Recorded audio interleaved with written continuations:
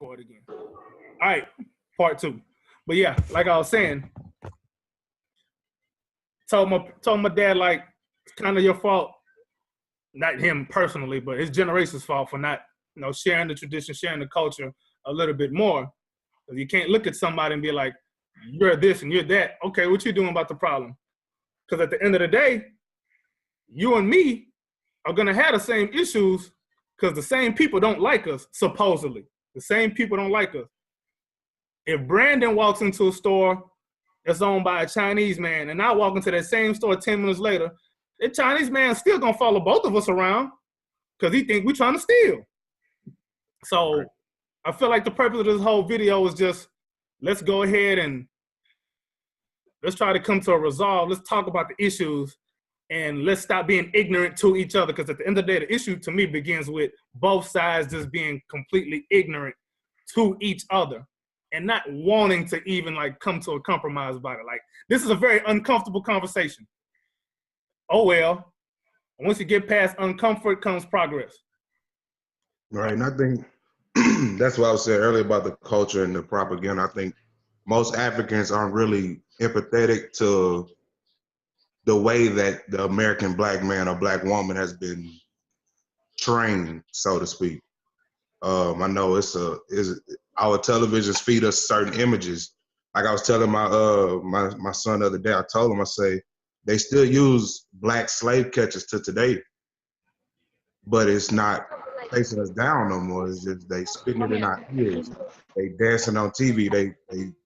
They talking about things that are way beyond or way less valuable than what we're supposed to be chasing. I have a tattoo that says it's better for a man to not live at all than to have lived and not left a legacy for his children. And that's kind of, I've been awoken with my age. I've grown and matured past the do what I see and do what's hip. I do what's right now. And that's something that everybody has to wake up and see. But not seeing what we've came through and how we've been mentally trained and mentally manipulated to take that first step to reseal the home plate, reseal the bridge back home. Somebody has to restart our mental process, and then nobody can do it better than the people from home. Cool. I agree with that. Go ahead. Yeah. So the funny thing is, right? They treat people the same way, the way that they treat the African Americans, right? Mm-hmm. Those that aren't up to par in their communities or from their villages or their traditional, they treat them the same way. Like, they treat them bad. For instance, right, if a Igbo person, Nigerian Igbo, wants to marry a Nigerian Yoruba, in some cases, which has happened, the wedding can't take place because of tradition. And it's hard it's hard for us as African Americans. I mean, there's access to this stuff now through like different DNA tests and stuff like that, where you can find out where you're actually from. But it's hard to say, like, an African can't just come up to me and be like, you don't know where you're from. I can be like, well, you don't know where I'm from. You don't know my family. Like, you don't know the history behind my family for you to say where I'm from. Oh, you may look like this. Well, I don't, like, you can't just throw me into a melting pot and just be like, hey, you're from here, when in actuality, I'm from a lot of different places. So it's kind of like a catch-22. We want to know where we're from, but we're from a lot of different places. So then at that point, when does it become, how do we act on where we're from? Or all these black people saying, oh, we're going to move back to Africa. But in reality, they may not even be from Africa. Right. So you're still in a foreign land.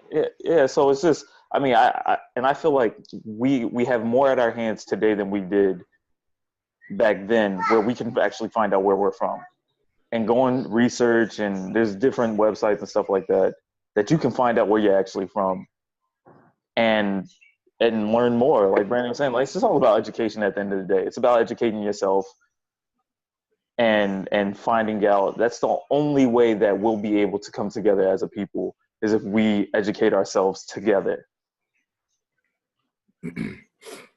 Cool. Next, I think another thing that we kind of need to touch on is like how we grew up. Because I grew up, I tell Africans I'm more African than you are. That's how African I was raised. All the traditions, I got them down pat. I can tell you how they all go.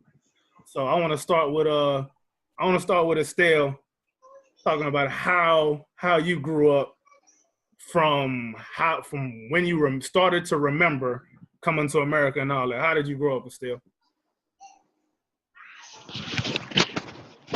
I would say my upbringing. Can y'all hear me? Yeah. Mm-hmm.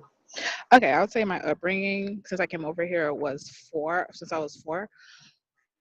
I think it's like traditional, not say traditional, but I think it was more American. I think I did lose a lot of my culture being raised over here and my family not having papers because you're really just trying to blend in.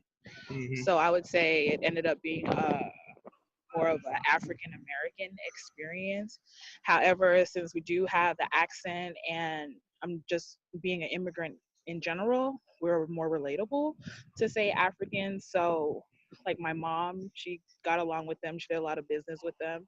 And same thing for me. So my experience hasn't been like negative, like I being shunned or anything. I was always welcome. I went to African weddings, African parties, all of that stuff, and never felt like I was being outcast or anything like that. But just as far as the upbringing, went to like mostly minority schools since elementary. Uh, just the fact that you don't have papers, we're not able to travel back home, so I do lose like my heritage, I'll say, in that way. But I'd say I had more of like a Black African American experience. All right, cool. Brandon, how did you grow up, man? I grew up pretty much like the typical poor Black family. I was raised in Dead End, Texas. I was Park Houston Apartments. It was either somebody getting shot every other third day or seeing drug deals go down in front of your face. I was actually a crack baby, to be exact and honest and open as the conversation is. Okay. And we didn't conversate with Africans. We didn't talk to them. We didn't communicate. We didn't network. The only thing I knew about Africans growing up was they stink and they don't wear socks. And that's being as serious as possible. I can't remember any direct contact with Africans growing up or any direct contacts with any of my family members, to be honest. They were like, we treated Hispanics like you see them, they eat burritos and they don't speak English. So you keep going about your business and keep moving. I do have some family members that are Haitian, but that's a totally different conversation. Other than that, I wasn't really exposed to Africans until I started getting out on my own and seeing them and taking my own curiosities to them and my own questions. But other than that, it was very little exposure. All right, cool. Ricardo, go ahead. Well, as a child, I was a military brat. My dad was in the Air Force. So I got to experience different cultures. It was mostly Hispanic and whites that I was around, or Caucasians to be politically correct for the conversation, that I was exposed to. It wasn't until I moved to New Jersey after I was 18 that I met Africans. And, you know, they accepted me with open arms. Now I'm married to an African. So it's like, I've been in the hood like 8 years of my life. I lived in the hood after my father retired, Paterson, New Jersey. I've seen it all. Like Brandon's saying, the same thing. It's the same exact thing. Every ghetto, every hood you go to, it's the same exact thing. And you see that